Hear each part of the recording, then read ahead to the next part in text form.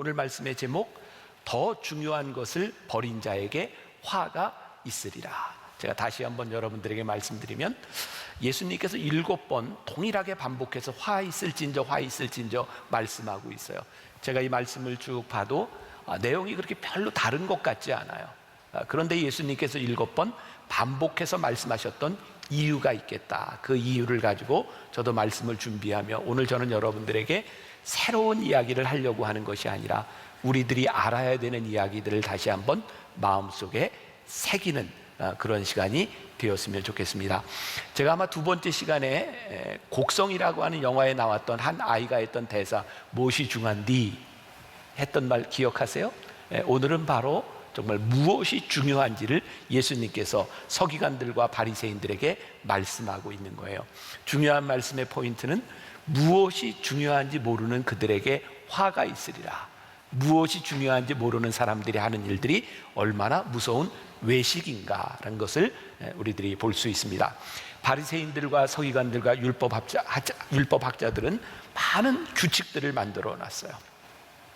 선한 의도로 수없이 많은 규칙들을 만들어 놓았는데 예수님은 그들을 바라보며 사기꾼이라고 말씀하고 있습니다. 오늘 묵상팀과 함께 이 말씀을 가지고도 이제 여러 가지를 나누게 되었는데, 이런 이야기들을 했어요. 여러분, 대한민국은 3권이 분립된 나라인 거 아시죠? 입법부, 행정부 다 분리가 되어 있어요. 국회에서 하는 중요한 기능 중에 하나가 입법 기능입니다. 법을 만듭니다.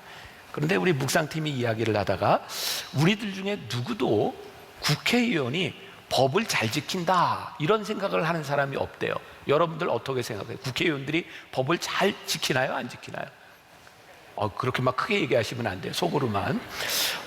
우리가 보기에 국회의원들이 법을 만드는 사람들인데 탈법, 위법 어쩌면 우리들보다 더 많이 하는 것 같다 는 느낌이 들어요. 묵상팀 중에 한 분이 이런 이야기를 했어요. 목사님, 국회의원들은요 법을 만드는 사람들이지 지키는 사람들이 아니니까 그래요. 또 그 말이 또 맞는 것 같기도 해요. 법을 만드는데 왜 법을 제대로 지키지 못할까? 어쩌면 법을 만들지만 그 법의 정신이 무엇인지, 왜 그 법을 지켜야 되는지를 확실히 알지 못할 때 우리는 위선이 될 수도 있고 또 법을 어길 수도 있는 것 같아요. 자, 여러분, 제가 지금 하는 말은 이렇게 혹시 오해하지 말고 어떤 직업을 비하하거나 이러는 것이 아닙니다. 사람들이 보통 그냥 이런 이야기를 해요. 야, 저 사람 참 공무원스럽다. 이런 말 들어보셨죠? 공무원스럽다고 하는 것이 무엇일까요? 공무원들은 나라를 위해, 국민들을 위해 봉사하면서 지켜야 될 것이 참 많은 사람들입니다. 그런데 공무원들은 모험을 하거나 그 규칙에서 벗어나는 일을 잘 하려고 하지 않습니다. 규칙만을 잘 지키는 사람을 보면서 우리가 공무원스럽다 이렇게 이야기를 해요. 그런데 이 말이 부정적인 의미로 쓰일 때 어떤 의미냐면, 공무원스럽다, 규칙을 잘 지킨다라고 하는 것이 무엇이냐면 자기 자리를 보존하기 위하여 사명을 잃어버렸다, 이런 말이기도 합니다. 바리새인들과 서기관들을 바라보며 예수님이 화가 나셨어요. 화 있을진저, 너희들이 규칙을 잘 지키는데, 율법을 잘 만들어 놨는데 너희들이 그 안에 있는 정신, 너희들이 사명들은 다 잃어버렸다. 지금 예수님께서 이렇게 말씀하고 있어요. 아무리 규칙을 많이 만들어 놓아도 그 규칙을 지키는 사람이 선하지 않으면 그 규칙은 별 의미가 없는 것 같아요. 제가 아프니까 복음이다, 이런 시리즈의 제목으로 여러분들과 말씀을 나누고 있잖아요. 제가 설교를 하면서 계속 깨닫는 게 있어요. 정말 그렇구나. 복음이란 이런 거구나. 교회는 무엇이 선하다, 무엇을 지켜야 된다, 이것을 가리키는 것이 아니라 하나님 안에서 복음으로 어떻게 새로운 사람이 될 수 있는가, 새로운 존재에 대해서 가르치고 새로운 존재가 되는 것이 복음이고 우리들이 믿는 것이지, 교회는 행동을 가르치는 것이 아니구나. 또 오해하지 마세요. 올바른 행동을 가르치는 것이 잘못됐다는 것이 아니라 올바른 사람이 되지 못하면 올바른 행위를 하는 것 자체가 불가능한 것 같아요. 그래서 성경은, 예수님은 우리들에게 무엇을 하는 것보다 먼저, 영어로 이야기하면 to do, 무엇을 행하는 것보다 먼저 to be, 우리들이 어떤 사람이 되어야 할지를 말씀하고 있어요. 바리새인들과 서기관들이 그랬던 것 같아요. 그들은 율법을 잘 지키는 사람들이 되기 위해서 아주 소소한 세분화된 규정들을 다 만들어 놓았어요. 그런데 하나님의 마음, 율법의 정신을 잃어버렸어요. 지금 계속해서 반복되는 이야기입니다. 오늘은 어떤 것을 가지고 이야기하고 있는가? 오늘 11조에 대한 이야기를 가지고 예수님이 말씀을 하고 있어요. 지금 여러분들이 다 마스크를 하고 있고 이게 분위기가 굉장히 다운되어 있어서 제가 재밌는 이야기를 좀 할까 하는데 할까요 말까요? 네, 이게 재밌을지는 모르겠어요. 그런데 이렇게 율법의 정신을 잃어버린, 중요한 정신을 잃어버리고 이렇게 형식만 남아버린 것에 대한 예들이 몇 가지 있더라고요.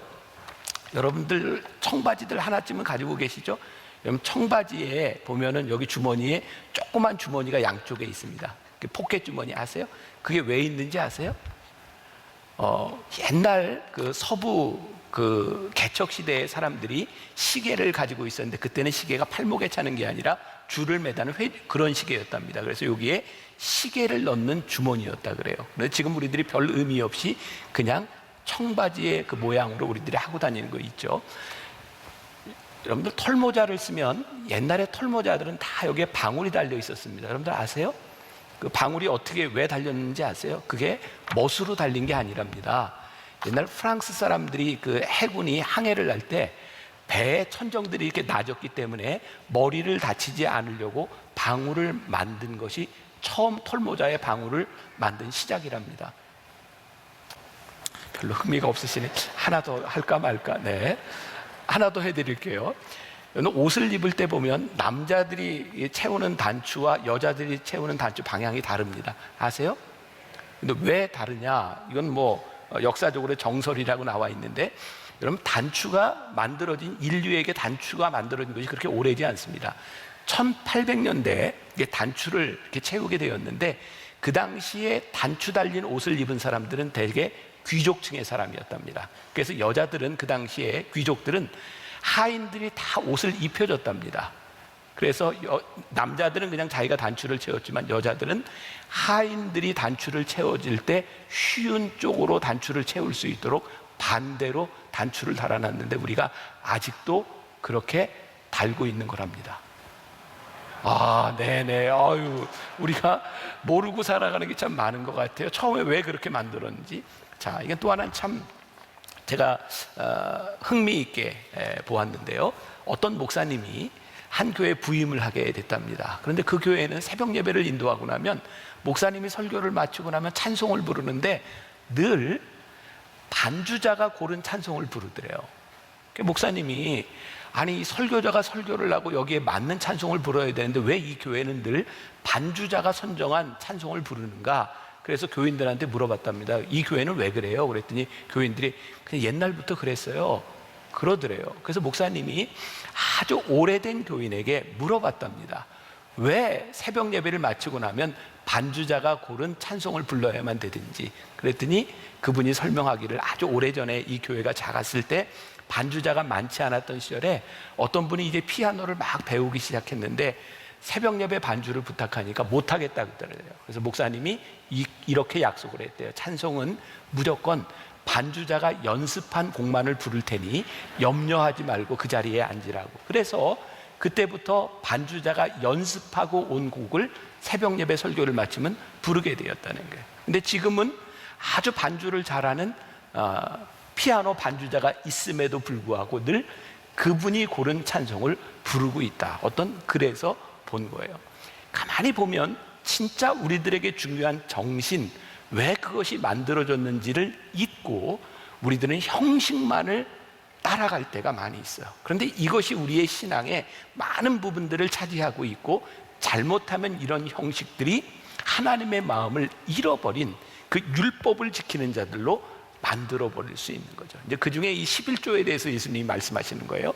마태복음 23장 23절, 오늘 우리가 읽었던 부분이죠. 화 있을진저 외식하는 서기관들과 바리새인들이여, 너희가 박하와 회양과 근처에 11조는 들이대. 자, 이게 이제 무슨 말인지 제가 설명을 할 텐데, 먼저 11조는 어떻게 생겼는가 뭐 아시는 분이 있겠죠. 처음에 11조에 대한 언급은 창세기 14장 20절, 아브라함이 조카 롯을 구해낸 다음에 약속한 것에서 나와요. 읽어드릴게요.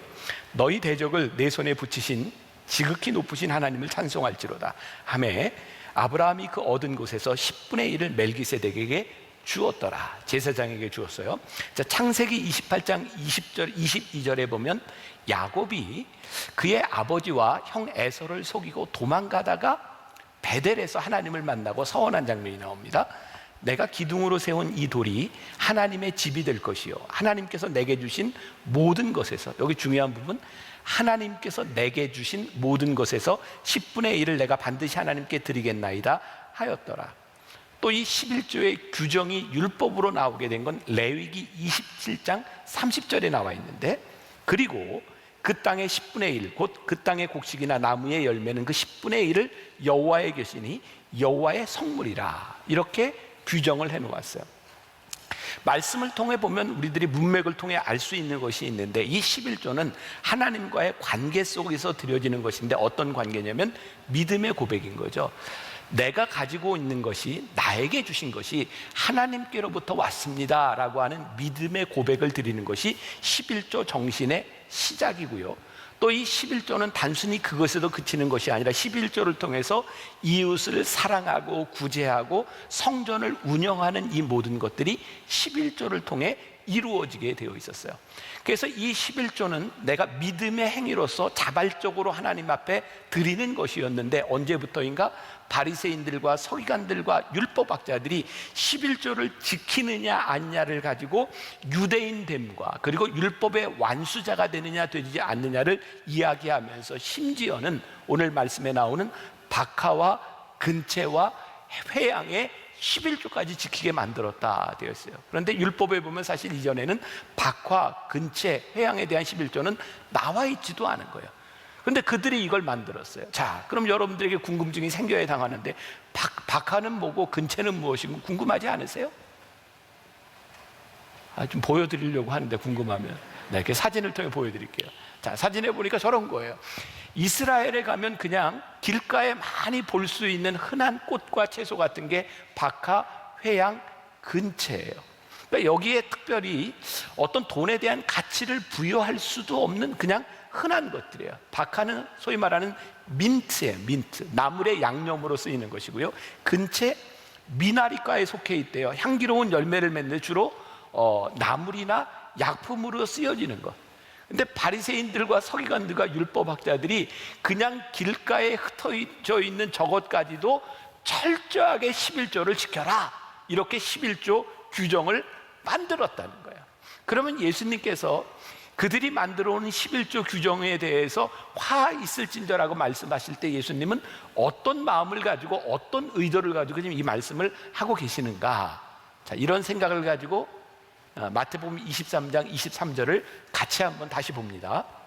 자, 화 있을진저, 같이 읽어보세요. 시작. 화 있을진저 외식하는 서기관들과 바리새인들이여, 너희가 박하와 회양과 근채의 11조는 드리되 율법에 더 중한 바 정의와 긍휼과 믿음은 버렸도다. 그러나 이것도 행하고 저것도 버리지 말아야 할지니라. 그러니까 예수님께서는 11조 자체에 대한 것을 부정하고 계시는 것이 아니라, 11조가 참 중요하기는 한데 더 중요한 것을 너희가 버렸다, 이 말이에요. 박하와 회양과 근채, 이거 11조를 지키는 것보다 더 중요한 그 11조가 가지고 있는 정의와 긍휼과 믿음의 정신을 너희들이 버렸다. 중요한 것은 지금 11조를 지키느냐 지키지 않느냐, 이 제도에 대한 문제가 아니라 더 중요한 바 그 정신, 그것이 정의와 긍휼, 믿음에 관한 거예요. 이 정의와 긍휼과 믿음이라고 하는 것은 하나님과 우리들 사이의 관계일 뿐만 아니라 인간과 인간 사이의 관계에 대한 부분이에요. 이 관계를 우리들이 고려하지 않고, 이 관계가 얼마나 중요한 것이라는 것을 생각하지 않고 너희들이 11조를 한다고 하면, 너희들은 11조의 정신을 버린 화 있을진저 외식하는 자들이 될 수 있다. 바리새인들이 철저하게 이 11조를 지키고 사람들에게 11조를 지키라고 하면서 사람들과의 관계가 깨어지는 것을 별로 신경 쓰지 않았어요. 하나님과의 관계가 무엇인지를 별로 신경 쓰지 않았어요. 예를 들어 볼까요? 오늘날로 예를 든다면 여기 있는 장사하고 사업하는 사람들 중에 내가 11조를 내야 되니까, 하나님 앞에 11조를 꼭 내야 되니까 내가 조금 탈세를 해서라도 이 11조는 좀 내야지 라고 생각하는 사람이 있다거나, 혹시 내가 오늘 주일날 하나님 앞에 예배를 드리며 11조를 드리기 위해서 다른 사람에게 꾼 돈, 빌린 돈을 갚지 아니하고 그 사람에게 피눈물이 나고 있는데도 그것을 개의치 아니하고 하나님 앞에 11조를 드리려고 여기 헌금을 가져왔다면, 하나님께서 오늘 우리들에게 이렇게 말씀하시는 거죠. 너희들이 박하와 회양과 근처의 11조는 지키되 너희들이 공의와 정의와 믿음과 긍휼의 마음 너희들이 잃어버렸다. 하나님이 그 11조 받으시겠냐? 무엇이 중요한지를 너희들이 알아야 된다.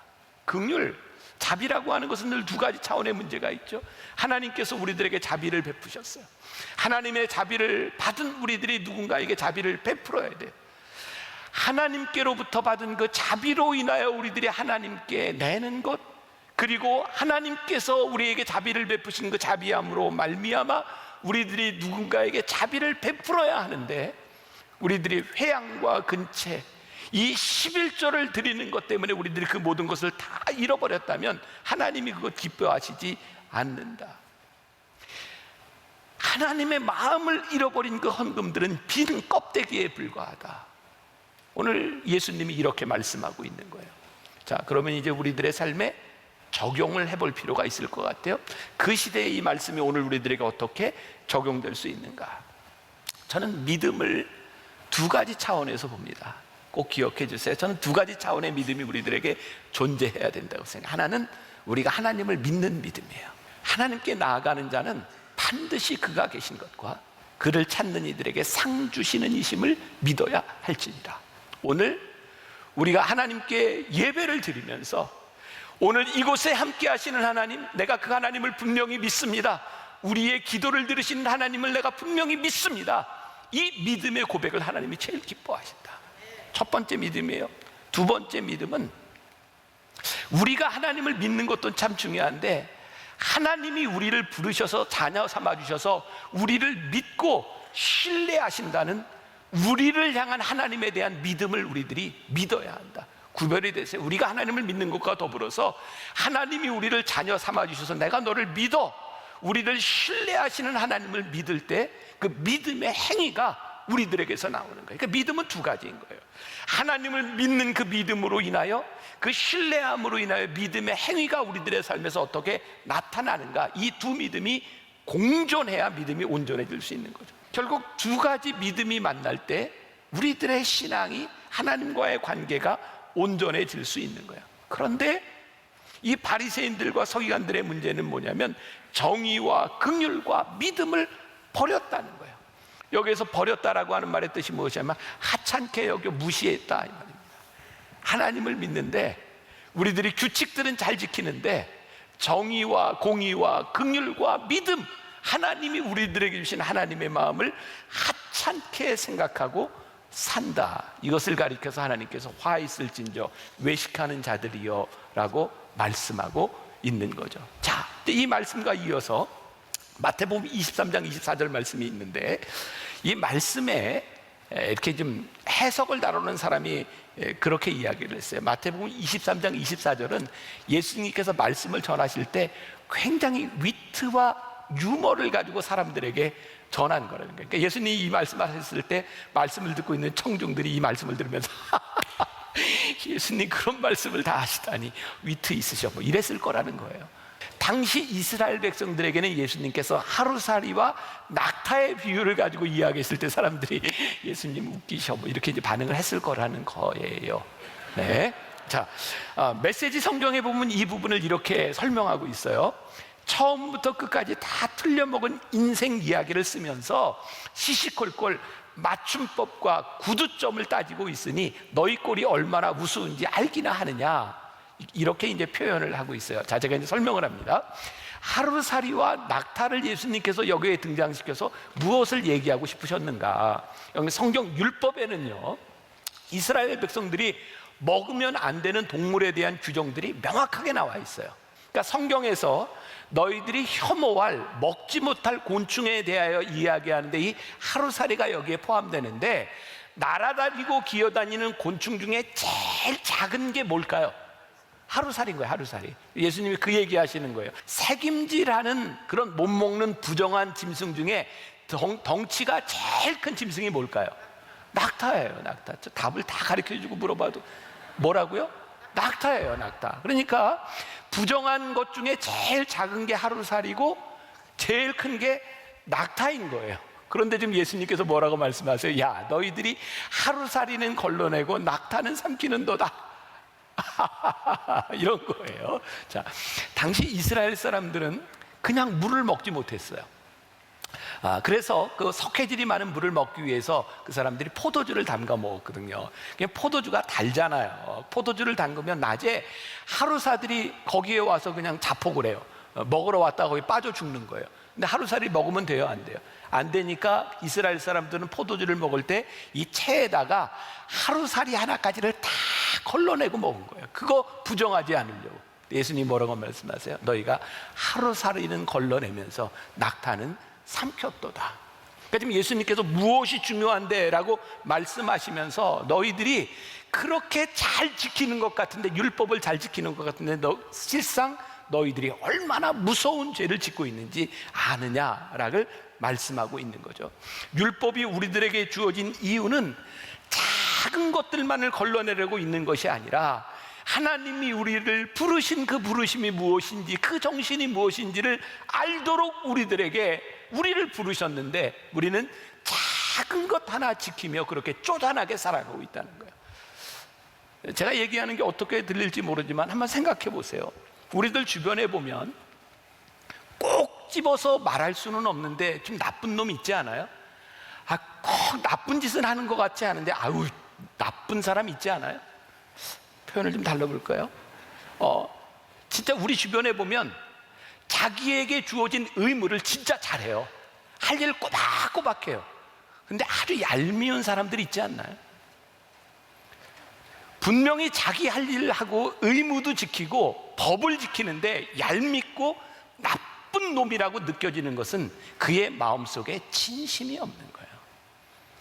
세상이 우리를 바라보며 그리스도인들을 바라보며 저 기독교인들 참 얄미워, 정말 뭐라고 얘기할 수 없지만 재수 없어, 이렇게 이야기한다면 여러분들이 예배도 드리고 헌금도 하고 구제도 하고 뭔가를 하기는 하는데, 뭔가를 지키는 것 같기는 한데 그들에게 공의도 사라지고 믿음도 없고 긍휼도 없고 하나님의 마음을 잃어버린 우리들을 향하여 세상이 그렇게 이야기할 수 있다는 거예요. 우리들의 삶에 조금 더 들어가 본다면 우리 부모들이 자식들을 향해서 이놈들아 주의를 좀 잘 지켜 라고 말을 하고 있는데 그게 그렇게 와 닿지 않는 거예요. 하나님의 사람으로 살아가는 것이 무엇인지를 우리들이 살아가지 못하며 우리들이 지키라고 하는 말들이 얼마나 허무하게 허황되게 들리는 일인지. 저는 미션스쿨을 나왔습니다. 중학교를 미션스쿨 나왔어요. 매주 한 번 내지 두 번 학교에서는 예배가 있었습니다. 저는 그 예배 시간이 별로 생각하고 싶지 않은 시간이에요. 전혀 즐거운 시간이 아니었어요. 채플 시간에 예배를 드리려면 늘 뒤에 선생님들이 몽둥이를 들고 서 있었어요. 예배 시간에 떠드는 애들, 예배 시간에 장난치는 애들, 예배 시간에 조용히 하라 그래도 말을 안 들으면 데리고 나가서 때렸어요. 무지무지하게 때렸어요. 그 당시에 예배를 드렸던 아이들의 마음 가운데 어떤 마음이 들었을까? 하나님이 우리를 사랑하셔서 우리를 부르신다는 그 마음들이 정말 있었을까? 제가 오래전입니다. 미션스쿨에 설교를 하러 갔다가, 이건 뭐 제가 마음 아픈 고백이죠. 내가 다시는 고등학교에 설교하러 안 오리라. 너무 힘들었어요. 설교하는 내내 선생님들이 몽둥이를 들고 복도를 왔다 갔다 하며 애들을 조용하라고 이야기하는 그것들이 틀린 게 아니에요. 예배 시간 조용히 해야죠. 자세를 똑바로 해야죠. 규칙을 지키는 것이 다른 것 같지는 않지만 몽둥이를 들고 다니는 선생님들의 마음속에 하나님의 마음과 믿음이 있었는가, 이것은 다른 차원의 문제인 거죠. 제가 이번 주에 어떤 우리 새가족과 함께 식사를 하게 되었어요. 어렸을 때부터 교회에서 신앙생활을 하고 자란 이 부부는 교회에서 교회학교 교사를 하게 되었대요. 근데 이 사람들은 독특하게 청소년부 교사를 하면서 늘 말썽 부리는 아이들에 대하여 마음이 갔대요. 이 아이들에게 밥도 사주고 어떻게 하면 교회 나오도록 할 수 있을까, 그리고 어떻게 하면 여름 수양회에 데려갈 수 있을까. 그런데 삐뚤어진 아이들이, 부모들은 중직자들인데 삐뚤어진 아이들이 수양회를 가지 않는 거예요. 모르겠어요. 저는 담배를 안 펴봐서 모르겠지만 담배를 피는 사람들은 그게 그렇게 끊기 힘들다면서요. 그 애들이 수양회에 가면 선생님이 있는데 담배를 못 피니까 심지어는 애들이 이 담배 꽁초를 주워서까지 피우고, 그런 모습들이 얼마나 보기 싫은지. 그 아이들이 수양회를 가려고 하지 않는 거예요. 그런데 이 부부는, 부인이 남편에게 그런 애들은 꼭 수양회 가야 돼, 그러니까 자기가 꼭 데리고 가. 그리고 애들이 진짜 담배를 못 끊어서, 못 펴서, 그 시간을 못 견뎌서 애들이 못 간다 그러면 자기가 데리고 나가서 애들 담배 피고, 그리고 냄새 안 나게 해서 데려오고, 그래서 예배 좀 참석시켜. 근데 어느 날 담배를 피고 오는 아이들을 바라보며 선생님 중에 하나가, 제가 표현 그대로 옮기겠습니다, 저런 새끼들은 하나님도 교회 나오는 거 원치 않으실 거야. 교회 다니는 아이들이, 청소년부 아이들이 담배 피지 마라, 그것이 틀린 것이 아니에요. 그런데 저런 새끼들은 하나님도 교회 나오는 거 원치 않으셔라고 말할 때, 그것이 규칙에 틀린 것은 아니겠지만 하나님의 긍휼하심과 자비하심과 믿음을 버린 그 마음들을 바라보며 하나님이 화 있을진저라고 말씀하시지 않겠어요? 우리가 규칙을 잘 지키는 것에 대한 문제가 아니라 하나님의 마음이 우리들에게 살아있느냐. 어떤 청년이 고민을 이야기했어요. 유명한 크리스찬 기업에 다니게 되었답니다. 이 청년이 그 기업에 들어가서 너무너무 기뻤대요. 아침 시간이면 전부 모여서 큐티를 하고 기도하고 시작을 해요. 야, 내가 진짜 잘 들어왔구나. 그리고 이 기업이 소비자들에게 기독교 정신을 가지고 좋은 제품을 좋은 가격에, 그게 얼마나 좋은 기업의 가치입니까? 그런데 문제는 실무로 들어갔을 때 그 좋은 제품을 만들고 소비자에게 그 좋은 제품을 제공하기 위해서 중간 소비자들, 중간재를 만드는 사람들을 쥐어 짜내고 그 사람들이 손해를 보지 않으면 그걸 만들 수가 없더라는 거예요. 자, 여러분 지금 제 이야기를 들으면서 여러분들 마음 가운데 막 반발이 생기는 사람이 있을지 몰라요. 목사님은 기업도 안 해봤잖아요. 목사님은 어떻게 그렇게 쉽게 얘기할 수 있어요? 목사님 현실을 모르는 얘기 아닙니까? 저는 진짜 감사한 게 하나님이 저를 현실을 모르도록 만들어 주신 게 너무 감사해요. 제가 장사도 해보고 여러분들처럼 그렇게 여러분들의 삶의 현장에서 그렇게 부대끼며 살았다면 저 지금 이렇게 설교 못할지 몰라요. 이것도 고려하고 저것도 고려하고 얼마나 마음이 아플까. 근데 오늘 하나님께서 저에게 주시는 마음은 뭔지 아세요? 그래, 오늘 여러분들에게 예수 믿는 것이 쉽다, 여러분 말씀대로 살아가면 이렇게 축복받는다, 성경은 우리들에게 본질적으로 이것을 말씀하고 있는 것이 아니라 너희들이 하나님의 마음을 알고 하나님의 마음으로 복음을 알고 살아갈 때 너희들의 마음이 얼마나 아프고 힘든지, 그것이 우리들에게 생명의 길이기에 이것을 가야 되는 이유가 없다면 우리는 그렇게 살아갈 수 없는 사람이라고 말씀하고 있는 거예요. 얼마나 정직하고 얼마나 공의롭고 얼마나 긍휼하고 그렇게 살아가야 되는지. 그런데 기업을 경영하는 이런 사주 측에만 이런 문제가 있나요? 주인이, 사장이 직원들에게 정말 잘해주려고 노력을 하고 정말 어떤 일이 있어도 정말 잘해주고 싶은 마음들이 있는데 이 주인의 마음을 모르고 자신의 욕심을 채우고 이용하려고 하는 사람들이 많아요. 점점 이용하려 하네. 이게 세상의 이야기뿐만 아니라 우리들이 복음을 듣고 살아간다고 하면서 우리는 하나님의 마음을 이용하려고 하고 나에게 들어올 이득이 무엇인가만을 생각하고 살아가는 사람들이 많아요. 중요한 것은 어떠한 행위를 하고 있느냐에 대한 부분이 아니라 이 행위를 하고 있는 우리의 삶 가운데 하나님 아버지의 마음이 있는가를 고민하지 않으면 우리는 복음을 살아갈 수가 없다. 웃지 마라 간조라고 하는 유명한 일본의 성자라 불리우는 분이죠. 신학사상에서 이런 이야기를 했습니다. 교회는 원인이 아니라 결과입니다. 꼭 기억하십시오. 교회는 원인이 아닌 결과입니다. 교회가 있어서 신앙이 있는 것이 아니라 신앙이 있어서 교회가 있는 것입니다. 우리가 이 만나교회에서 신앙생활을 하면서 우리들이 잊지 말아야 될 것이 있어요. 여러분, 우리에게 하나님을 믿는 믿음과 신앙이 있기 때문에 오늘 교회에 앉아있는, 여기서 예배드리는 의미가 있는 것이지, 교회 때문에 신앙이 만들어진 것이 아니에요. 여러분들이 교회 생활과 교회의 수칙, 규칙을 지키는 것이 참 중요한 것인데, 그것 때문에 우리의 신앙이 있는 것이 아니라 우리에게 신앙이 들어가고 보니 교회에서 우리들이 지켜야 될 일도 있고 따라야 될 일도 있는 것이지, 이것을 혼돈하면 우리는 서기관들과 바리새인 율법학자와 같은 사람이 될지 몰라요. 여러분 혹시 그런 동요아세요? 깊은 산속 옹달샘 누가 와서 먹나요? 새벽에 토끼가 눈 비비고 일어나 세수하러 왔다가 물만 먹고 가지요. 이 동요를 들으면서 혹시 여러분들 그런 의문을 갖지 않으셨어요? 왜 토끼는 세수하러 왔다 물만 먹고 갔을까? 전 굉장히 중요한 본질적인 문제라고 생각하거든요. 토끼가 세수하러 왔는데 갈증이 나서 물을 먹고 보니까 왜 왔는지 잊어버리고 갔어요. 세수하러 왔다가 물만 먹고 가지요. 우리의 신앙이 왜 여기에 왔는지, 하나님이 우리를 왜 부르셨는지를 잃어버리고 내 만족이 채워지면 이것이 다구나, 그것이 믿음이 아니다.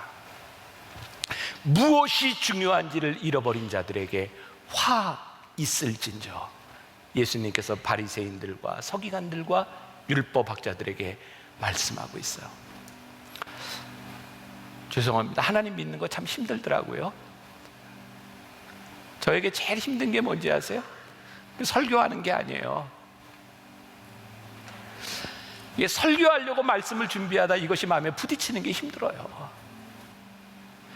이 말씀을 전하기 위해서 내가 이렇게 살아야 되는 게 힘든 거예요.